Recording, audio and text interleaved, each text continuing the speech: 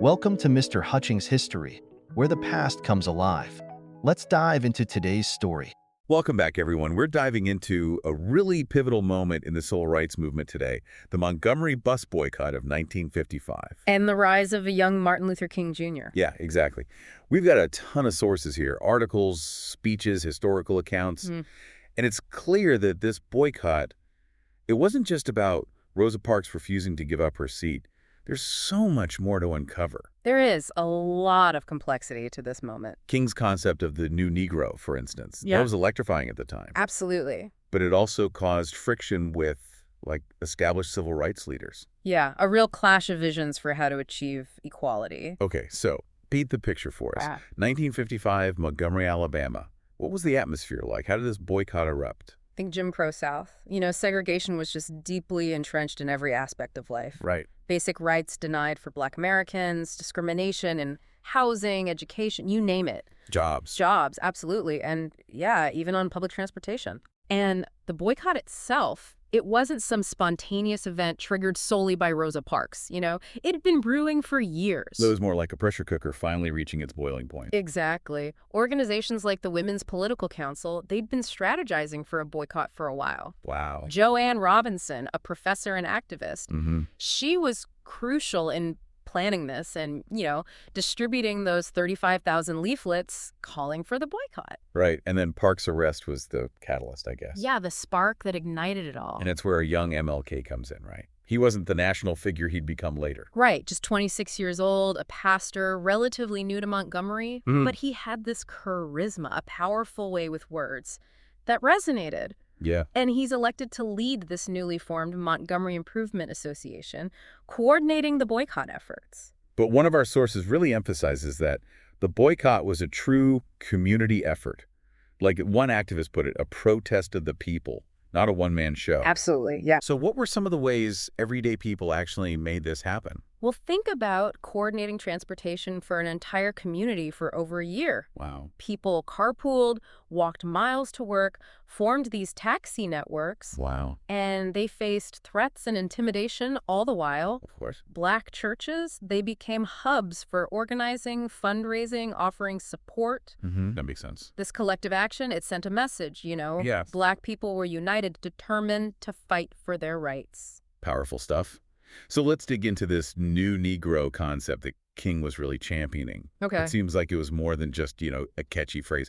What was its deeper meaning? Yeah, it was a bold statement, drawing on a term from the Harlem Renaissance. Oh, interesting. That period of, Black artistic and intellectual flourishing in the 1920s. King, he was reclaiming that term, giving it this new sense of urgency and defiance. So how did King's use of new Negro differ from, earlier uses? What made it so potent in the context of the civil rights movement? Well, I think he was rejecting that submissive image that white society had kind of projected onto Black people for generations. Right. This new Negro, as King envisioned it, was self-reliant, proud, demanding equality, not begging for it. A real shift in mindset. Yes, a radical one. And I imagine incredibly empowering for Black Americans who'd been told to just, accept their second-class status. Oh, absolutely. It's like saying, we're not playing by your rules anymore. Exactly. And it captured the spirit of the times. Mm-hmm. Young people especially, they were tired of waiting, ready for direct action, for a bolder vision of Black freedom. Right. And not everyone was on board with this new Negro framing. Right. We've got sources that highlight pushback that King received, especially from, Roy Wilkins, the head of the NAACP. Yes, Wilkins represented a more, I guess you could say, established approach to civil rights, maybe more cautious. Okay. He really believed in the power of legal challenges working within the system. He saw the new Negro as potentially, dismissive of the long struggle for equality that had come before. So for Wilkins, the fight for civil rights, it was a marathon, not a sprint. Yes. He was concerned that this new Negro talk was overlooking kind of the deep history of Black resistance. Precisely. And his perspective came from a deep respect for the sacrifices of those who came before him. Right. Like he said, and I'm paraphrasing here, the Black man of 1956 who stands on his own 2 feet, he isn't a new Negro. He's the descendant of the men who hated slavery. Wow. Powerful words. He was reminding everyone that the fight in 1955 was built on a foundation laid by countless individuals who had fought for freedom for centuries. It's like he's saying, don't erase our history. Our strength comes from those who came before us. Exactly. So we have these two strong figures, right? King and Wilkins. Yes. Both committed to racial justice, but with contrasting visions for how to get there. What does that tell us about the civil rights movement itself? Well, I think it reveals the multifaceted nature of the movement, right? There wasn't one single path to equality. Of course. Different leaders emerged with different strategies, different priorities. That makes sense. While King was pushing for nonviolent direct action, seeking immediate change, Wilkins favored this more legalistic approach, working through the courts to dismantle those discriminatory laws. Right. Two sides of the same crane, though. Exactly, and both essential. For dismantling Jim Crow. Yes. It's fascinating how these approaches really reflect, I guess, the complexities of social change, how there are often multiple perspectives. Absolutely. On how to achieve a common goal. Yeah. And our sources actually lay out 4 different historical schools of thought on how to interpret, King's leadership and that new Negro concept. Okay. What's the first one? Well, we have the traditionalists, historians like David Garrow, who really focus on King's charismatic leadership. And they see the new Negro as this defining moment that really energized the movement. They emphasize King's, oratory skills, his ability to mobilize. Yes, his unwavering commitment to nonviolence. So they see King as, I guess, a pivotal figure, a driving force behind the movement's success. They do, but then you have the revisionists like Howard Zinn who challenge that great man narrative. Oh, okay. They argue that focusing only on King, you risk obscuring the role of grassroots activism, community organizing. They remind us that the boycott was a success because of the efforts of thousands of ordinary people. So they're pushing back against the idea that King single-handedly brought about change. Yeah. Highlighting the power of the people, essentially. Yeah. Okay, then what's next? We have the social historians, like Charles Payne, who go deeper into those social networks and institutions that made the boycott possible. They examine the role of Black churches, community organizations, informal networks of support. Right. They highlight the infrastructure that sustained the movement over those long months. So they're zooming in on those connections that made this mobilization possible, right? It wasn't just King's speeches. It was those everyday acts of resistance and support. Absolutely. And finally, we have scholars working within the framework of critical race theory, like Derek Bell, and they encourage us to see these events through the lens of, systemic racism, urging us to examine how the boycott really exposed those deep inequalities in American society. So they're reminding us that the fight for civil rights wasn't just about changing, hearts and minds. No. It was about dismantling a whole system. Yes, built on racial hierarchy. They push us to consider that broader context, those historical forces that made the fight for civil rights necessary. Right, and that's crucial for understanding, the real complexities of this era. Absolutely. These 4 perspectives, they add so much depth to our understanding of, the new Negro and the movement itself. They do. It's a good reminder that history is rarely straightforward. It's not. And there are always, multiple ways to interpret events. Many lenses to look through. And as we move forward in our deep dive, it's essential to keep these perspectives in mind. It is. How did the new Negro concept and these sometimes contrasting approaches to activism, how did they play out in the years after the boycott? What lasting impact did they have? Those are the questions we'll explore in the next part of our deep dive. We're back, and man, those 4 different historical lenses, it's like looking at the same event through 4 different telescopes, It is. It's fascinating how different historians interpret the same events. It is. But let's zoom out a bit now. This new Negro idea, it wasn't just confined to, political rallies or courtrooms, right? No, definitely not. It was a cultural earthquake. Yeah, that's a good way to put it. It really reverberated through Black communities, influencing everything. Art, music, literature, even fashion. Wow, it challenged not only laws, but also cultural norms and those stereotypes, right? Exactly, the ones that held Black Americans back for so long. So it's really about reclaiming a narrative, defining yourself on your own terms, not accepting those roles assigned by, a racist society. Absolutely. Think back to the Harlem Renaissance and that explosion of creativity. Right. Which laid the groundwork for, the new Negro of the civil rights era, Black artists, writers, musicians.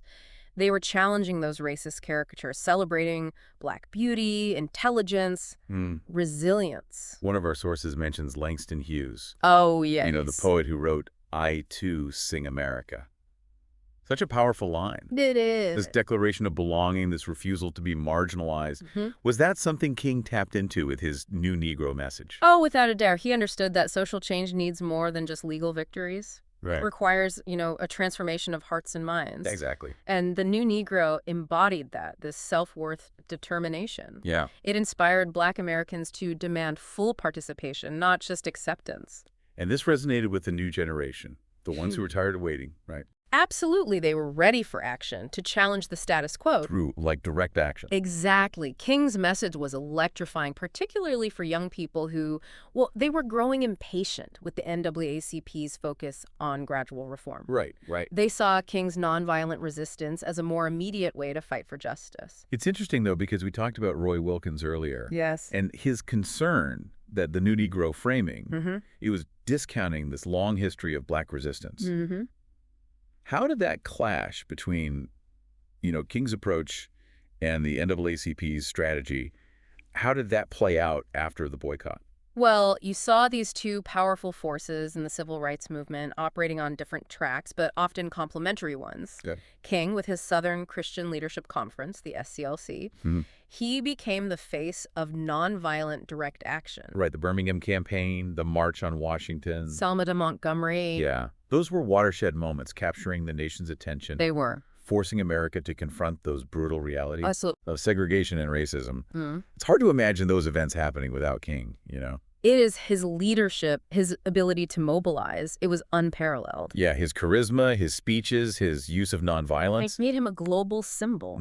Of the struggle. Yes. But while King and the SCLC were putting the moral urgency of the movement on display, the NAACP... We were waging crucial battles in the courtroom. Right, so it's like they were attacking the problem from two different angles. They were. Each playing a vital role. Exactly. While King challenged segregation on the streets, the NAACP was dismantling it, legally. Precisely. Their long-term efforts, they led to those landmark victories, like Brown v. Board of Education, 1954, declaring school segregation unconstitutional, and then the Civil Rights Act of 1964, outlawing discrimination based on race, color, religion, sex. Right. National origin. Yes, those legal triumphs, they wouldn't have happened without the NAACP's persistence. So we had this interplay between these two approaches. King's actions created this groundswell of support, the political pressure that was needed. Absolutely, for meaningful legislation. Exactly. It was a powerful synergy. The SCLC's protests put that moral spotlight on racial injustice.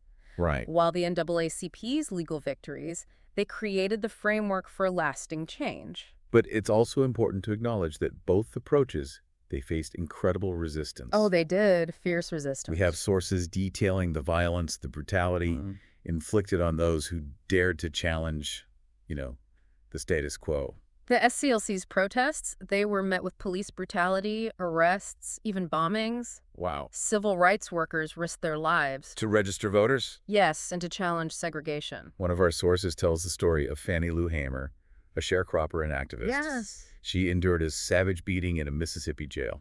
Just for trying to register to vote. It's a reminder that this fight for equality, it came at a tremendous cost. It did. And it's essential to remember that the victories we celebrate today were built on the sacrifices of those who bravely confronted racism, often putting their lives on the line. And we can't forget that the NAACP also faced opposition. Oh, absolutely. Southern states, they fought hard to resist integration. They did. The organization faced constant legal challenges. Setbacks. It was a long and arduous struggle.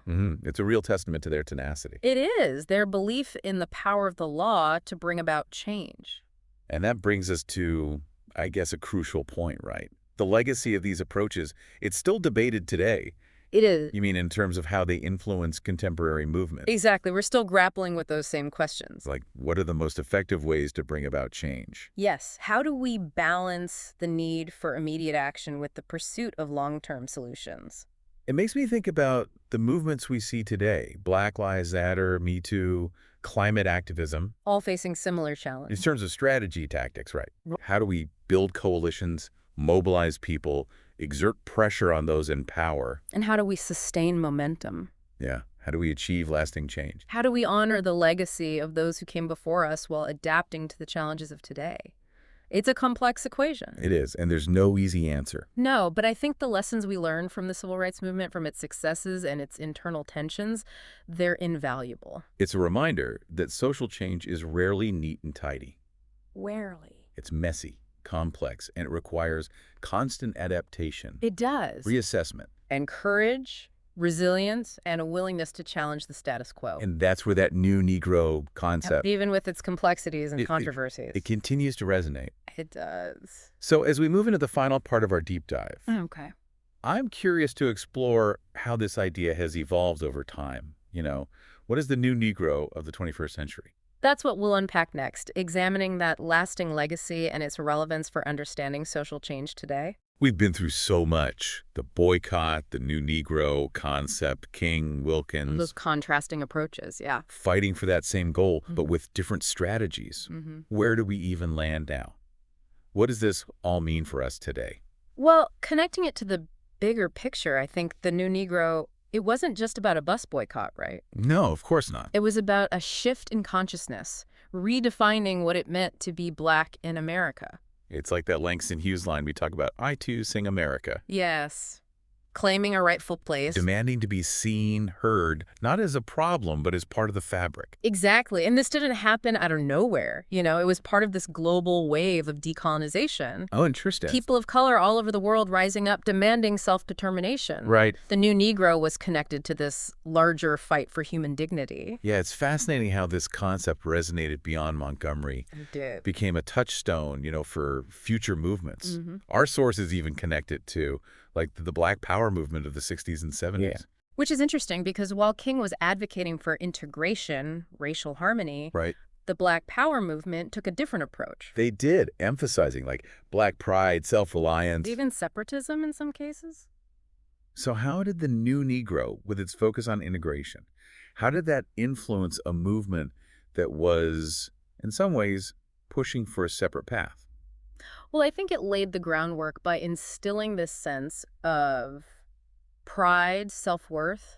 It challenged the idea that Black people needed to assimilate. Right, to be worthy of respect. Yes, and that paved the way for Black Power advocates to demand more radical change. Not just inclusion within a system that was still inherently racist, right? It's like the new Negro was this stepping stone, emboldening a new generation. To push those boundaries. Of what was possible. And we should remember, the new Negro, it wasn't this monolithic idea. Even in the 50s, it meant different things to different people. Of course. Some embraced King's vision. Others, like Malcolm X, they saw it as a path to Black empowerment, self-determination, even if it meant separation.